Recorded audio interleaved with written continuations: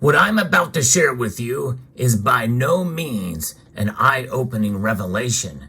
However, it is common sense advice on how to set goals for stacking silver.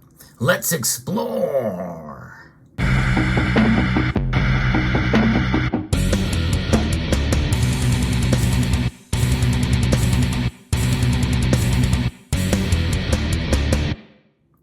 And it's not just goal setting in general, but it is the absolute best way to set goals in stacking silver.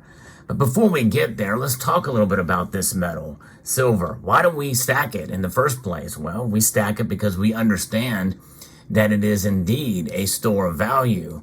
But that store of value, as reflected by the price at times, is something that frustrates many of us. There are a number of us that feel that the price of silver is suppressed, not just manipulated, but suppressed by the powers that be, by essentially the derivatives market. And there's a good argument for that. We also see high frequency trades. We see manipulation throughout most of the commodity sector. And it just feels like silver has been given a bum rap there.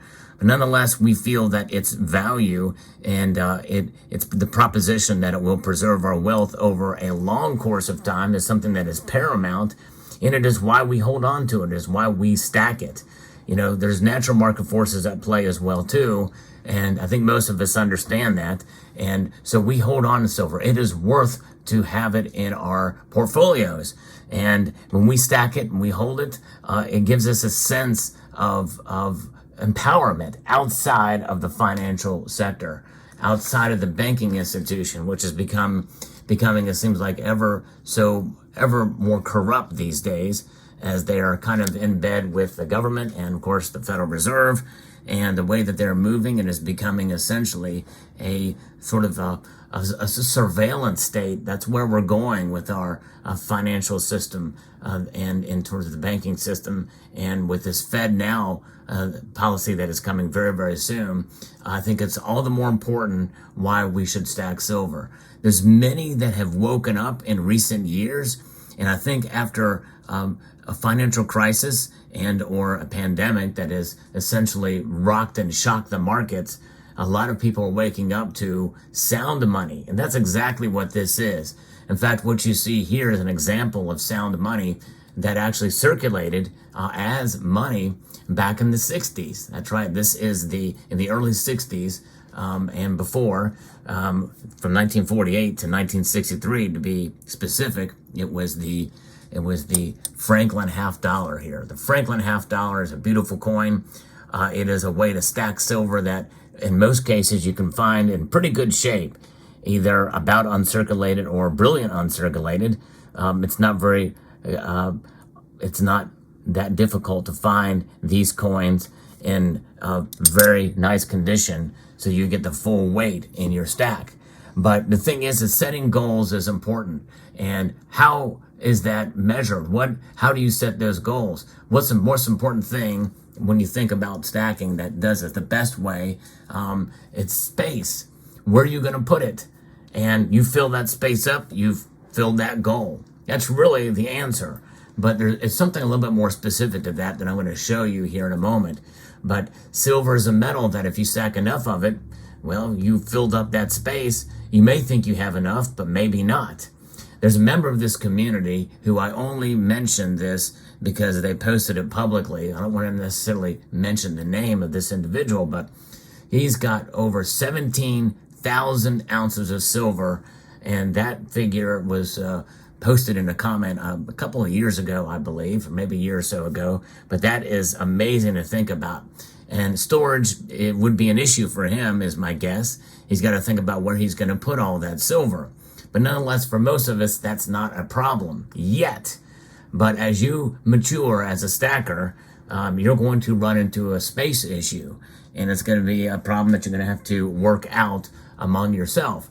But until you get there, and for many of us, we're new. If you're new to silver stacking, like stack within the last 3 years, that started within the last 3 years, I want you to post down in the comment section below, because this video, this concept, I think, is going to be very relevant to you. And it's a really simple concept.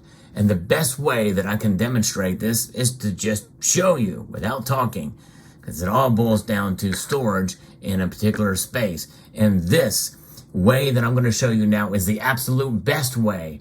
It is the best way because most silver stackers out there stack coins and rounds. Now, there are bar stackers as well too, and there's ways that they can be stored as well. But stacking is about putting essentially any silver on top of another piece of silver. That's silver stacking for sure. In fact, the goal setting is in the title, and it's in what I've been talking about, stacking. That's what it's about. So let me demonstrate this absolute best way to set a goal in stacking silver.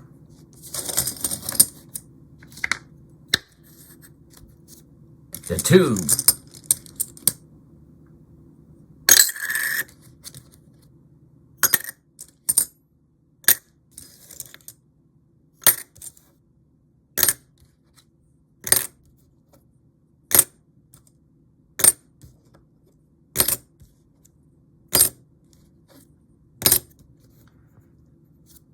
Let's put a lid on it.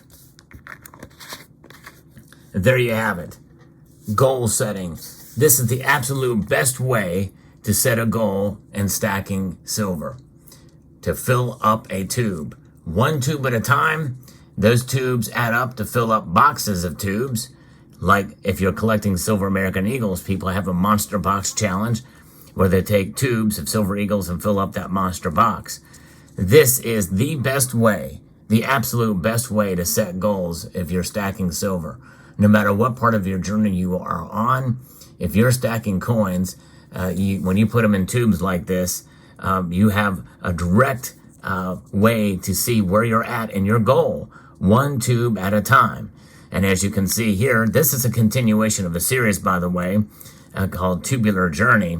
And I've done several different Tubular Journey series, and there's a playlist, and I'll link to it down, either at the end screen of this video or in the description, where you can see the different concepts and stacking silver to get there. And in this case, it's less than a ½ ounce of silver for each coin that you add to this tube.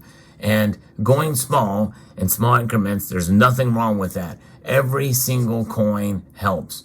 And when you're stacking fractional silver, the best way to do it is constitutional or spending silver, no matter depending on which country you live in.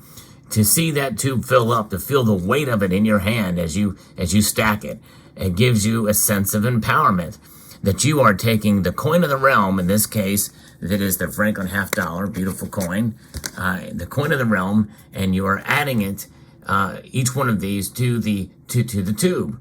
And the coin of the realm that has been in the banking sector for all these years, it is now outside of the banking sector. These coins indeed, believe it or not, could still be spent because they've not been demonetized. But however, you wouldn't want to do that because it's only $50, 50 cents for each one of these coins. But to fill up a tube of these is quite empowering. And what I'm going to do, I hope does not offend you, but I'm going to add 2 more $50 to this tube. I hope that's okay with you. All right. And we're going to add 2 more to continue my tubular journey on this tube of Franklin $50. Let's go 1 and 2.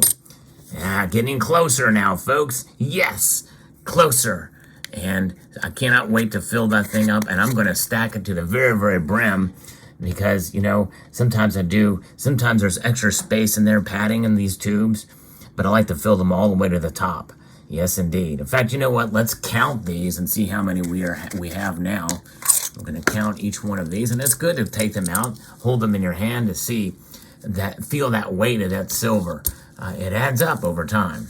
There's 1, 2, 3, 4, 5, 6, 7, 8, 9, 10, 11, 12, 13. I think the tube will hold 20, if I'm not mistaken.